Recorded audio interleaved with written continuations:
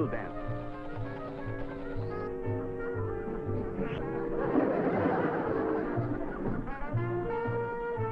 You know, honey, we're all wrapped up in each other.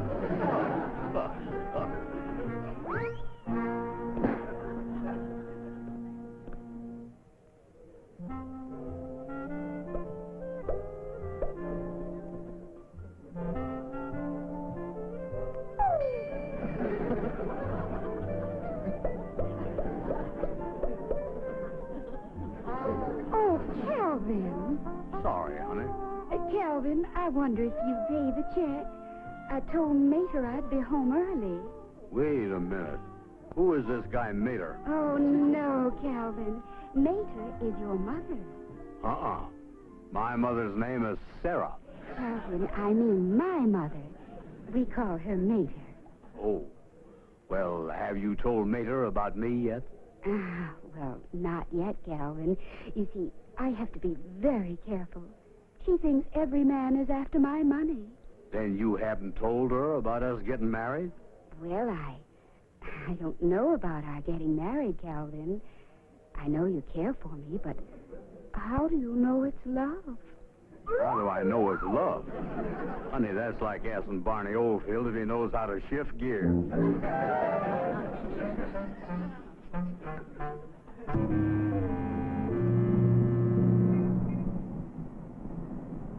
Drink to me only with thine eyes, and I will pledge with mine.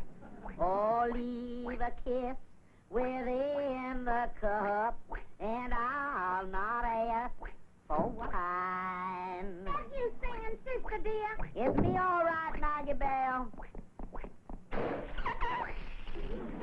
Oh, my. You know something. I either got to get a new mop wringer or wear a raincoat on cleaning day. You been shopping, sister? Yeah. And guess what I heard down at the beauty shop? That Calvin Burnside is getting married to Nancy. Huh? What does a young girl like that see in him? I haven't any idea, but I know what he sees in her. Her money. Isn't that disgusting? Marriage for money? That never works out, sister dear. Yes, I know how terrible I felt when dear, sweet Montgomery turned out to be a deadbeat. We should have known he was nothing. When at the wedding, the clothing store repossessed his morning coat right off his back going down the aisle. They said at the beauty parlor that Nancy's mother is worth $200,000. $200,000? I don't think she's going to take too kindly to a son-in-law who gets his wardrobe from the Salvation Army.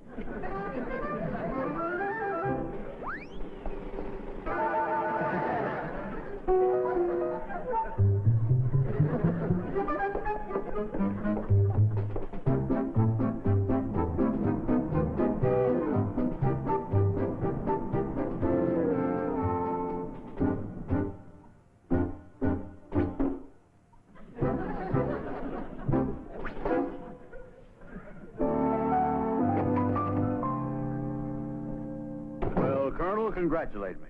I finally found the one girl in the world for me, and we're going to get married.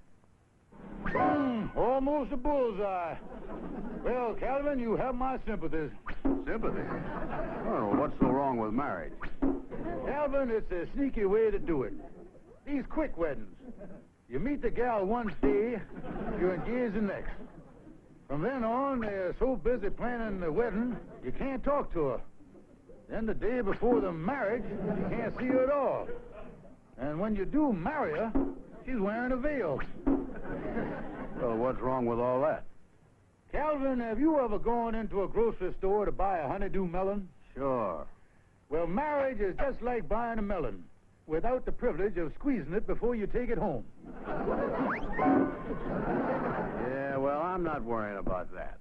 With me and Nancy is the real thing. And, Colonel, you are the first one I'm inviting to the wedding. I don't want any part of it. She's a wonderful girl. You can leave me out. She's loaded with money. Calvin, shake hands with your best man. Well, that's generous of you. Of course, the only thing is, Nancy's mater doesn't want her to marry anyone who's after her money. Yeah, that might throw a monkey wrench into the matrimonial machinery. Calvin, let me tell you something. You need someone on your side. Someone who has your interest at heart. Someone who is crafty, underhanded, and who would stop at nothing to get their hands on that money. Yeah, but I don't know anyone like that. Calvin, you heard the expression that you can't see the forest for the trees. Well, right now, you are standing in the shade of the biggest weeping willow that ever grew.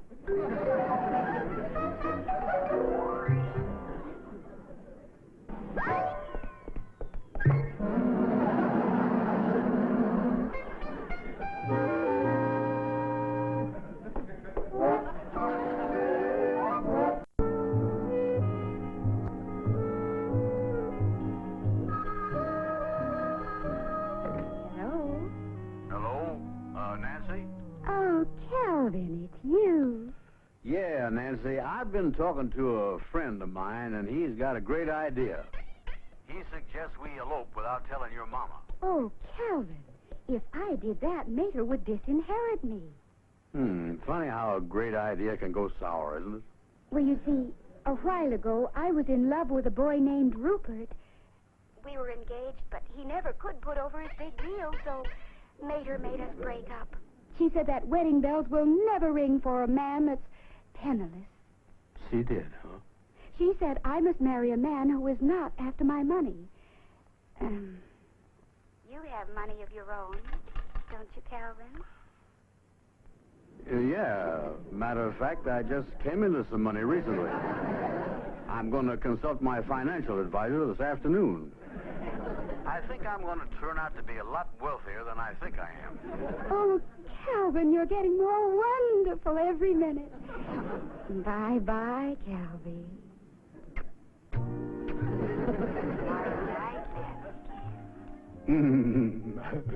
Oh, bye-bye, honey.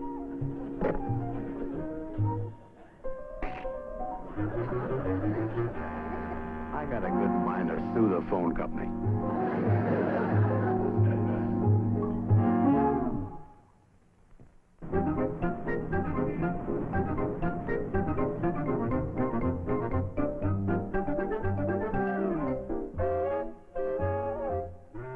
Calvin, did you say we are due at the hotel at 7? That's right. Colonel, you think meeting Nancy and her mater for dinner is a good idea? Oh, certainly. They'll give us an opportunity to put on the dog. Yeah, but I'm nervous. I'm not too familiar with those high society manners. Now, you just watch the old Colonel, son. I'll show you how to really put on the Ritz. I'm putting on my top hat, putting on my shirt studs, polishing my nails. I don't understand it, and I'm only half his age.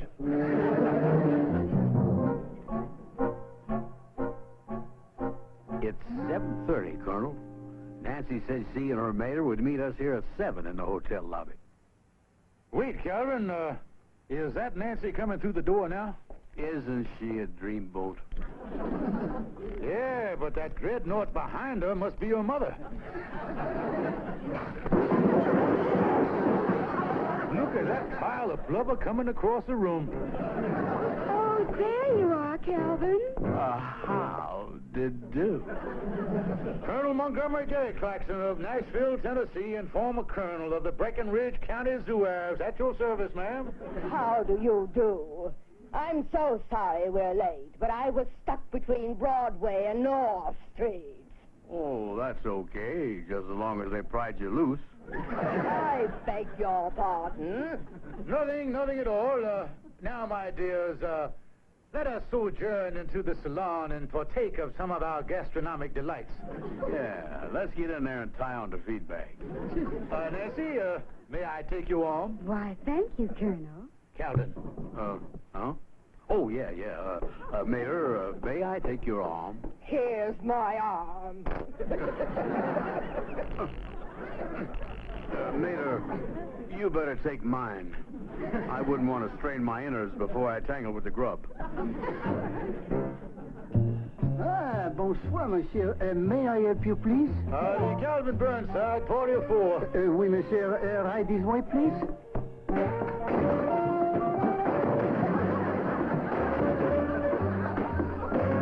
Voilà. You are? Your waiter will be with you in one moment. Nancy, you sit here. I will sit beside you, and Maida, you sit across from me. You better drag over 3 more chairs. As you say, monsieur. And Pierre, tell the waiter to hurry it up. I'm starved. Oui, madame. Colonel, I understand you are Mr. Burnside's financial advisor. Well, I do operate behind the scenes. And Mr. Burnside, you must be very wealthy to have someone just to look after your money. Oh, yeah. When it comes to being filthy rich, I guess I'm just about as dirty as anyone. Well, Nancy, Mr. Burnside is quite different from that penniless Rupert fellow you were going with. No, Mater. Yes, sir, ma'am. Mr. Burnside had a big year last year. Of course, when it comes to stocks, he concentrated on metals. And while the steels were good, he did have a little trouble with the coppers. Yeah, they had me down at the station house 3 or 4 times. I'm afraid you'll have to excuse Mr. Burnside. Ever since he got his head caught in the bank vault door, he refers to the New York Stock Exchange as the station house. Oh, I see. There's the music. Would you care to dance, Nancy? Oh, I'd love to, Colonel. Calvin. Oh, yeah. Mater, would you care to get up and waddle the light fantastic with me? I'd love to.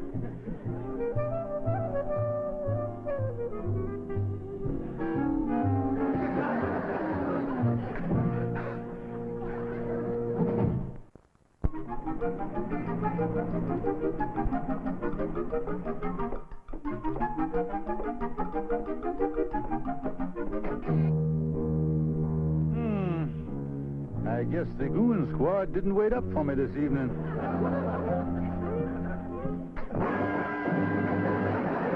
On second thought, I guess they're wide awake. Well, good evening, my 2 charming creatures. Never mind that, Montgomery. Where have you been till this hour of the night? I have been assisting the Bluebird of Happiness to build a little love nest in the hearts of 2 of my dearest friends. What do you mean by that? I've been trying to help Calvin marry a young chick so we can move in on her mama's loot. You mean he's going through with this crazy idea of marrying that rich gal? Sure. We've been at a swanky restaurant trying to impress her and her fat mama. You sure you haven't been out with some hussy yourself? Oh, no, sister dear. You know I'll always be true to Maggie Bell. When a person has lamb chops in the icebox, he don't go out looking for pot roast. Well, all right. We're going to bed. Good night, Montgomery. Good night, sweetheart. Good night, Sister Sue.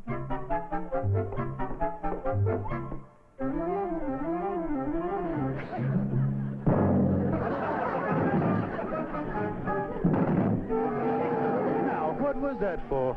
I missed you when you came in. I'm just trying to correct my hook.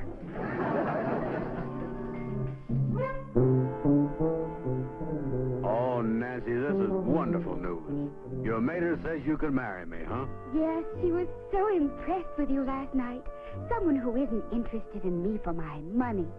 Someone of your financial standing. I'm pretty rich sitting down, too. Rupert only had the money you have. If he had put over that big deal, Calvin, it would have been Rupert instead of you. Yeah, that's too bad about Rupert, but when will you and I be sniffing the orange blossoms? Well, of course, Calvin, with all the money you have, I know you'll want us to have our own little dream cottage. Dream cottage? Well, now, wait a minute. Yes, Calvin, and I've had the place in mind for a long while. It's out on the parkway, and Calvin, it's only $12,000. $12,000? Yes, Calvin. And the day you buy it, the wedding bells will ring. I never figured it'd take $12,000 to make me a ding-dong daddy.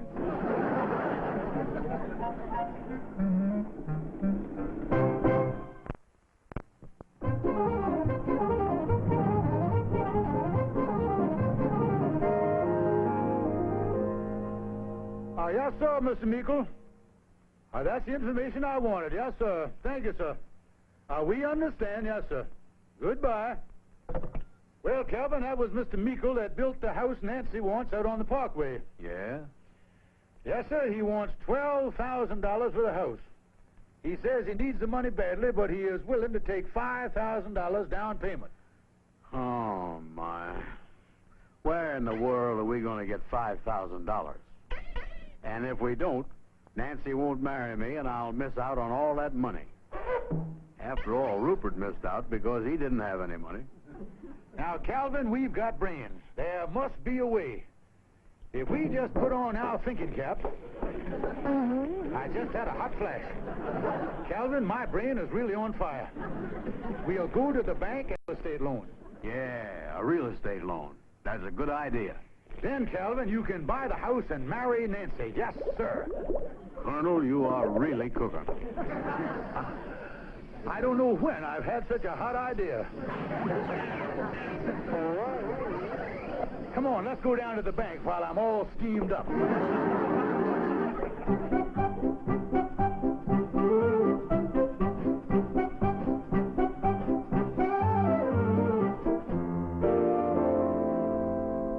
May I help you? Yes, sir. We want to borrow $5,000. Please do come in.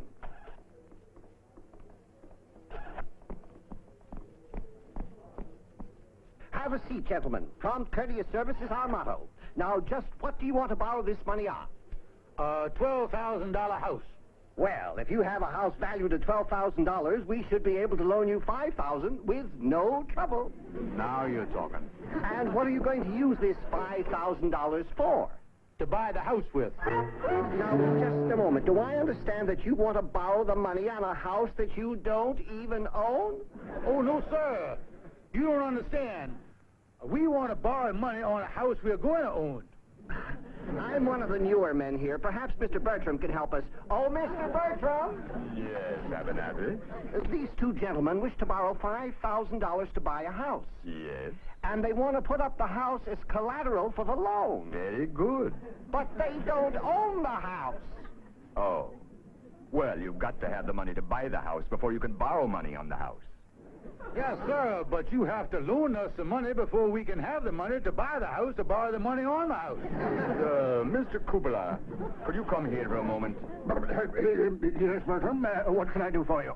Mr. Abernathy and I have tried to explain to these two gentlemen why we can't loan them $5,000 to buy a $12,000 house to borrow money on till they have the money to buy the house. Well, now, it's really very simple, isn't it?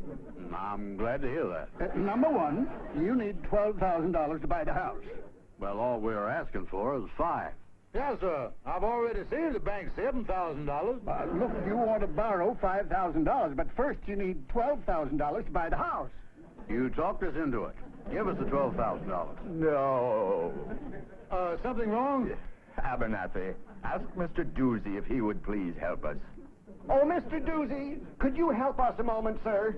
Gentlemen, Mr. Doozy is the president of the bank. G.A. Doozy at your service, gentlemen. Well, sir, we desire to borrow $5,000.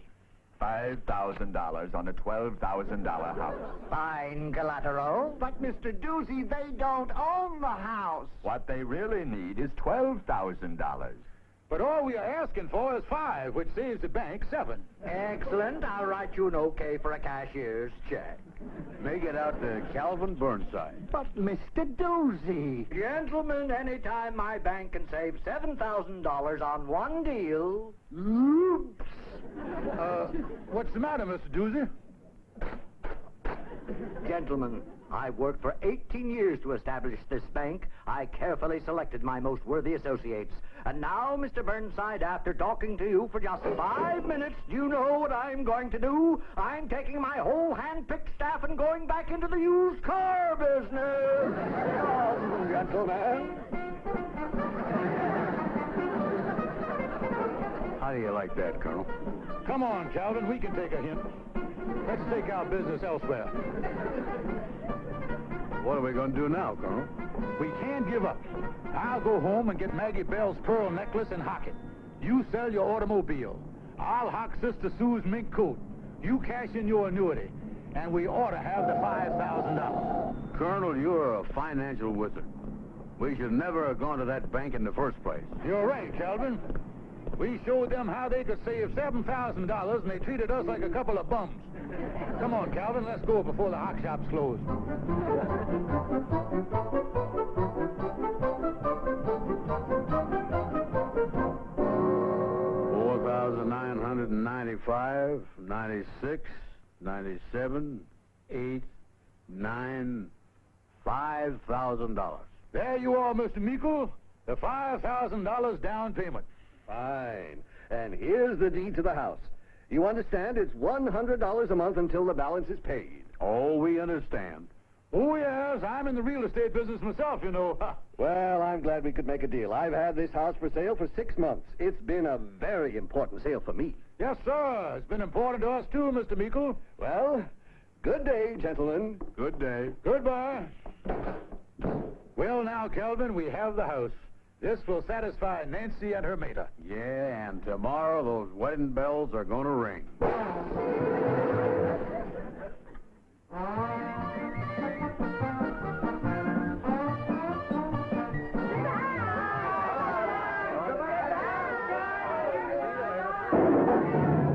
Oh, my darling, at last we're married.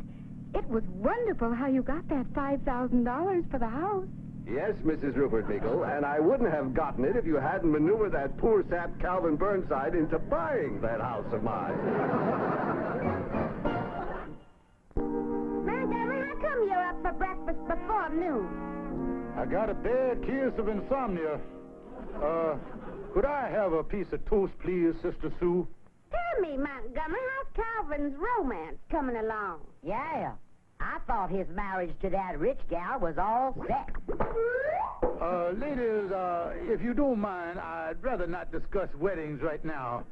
For some reason, the whole subject of matrimony gives me shooting pains in my head this morning. Well, I don't think it's nice for you to say that about marriage when you're sitting right across from your wife. Yeah. I don't like the way you're acting this morning at all.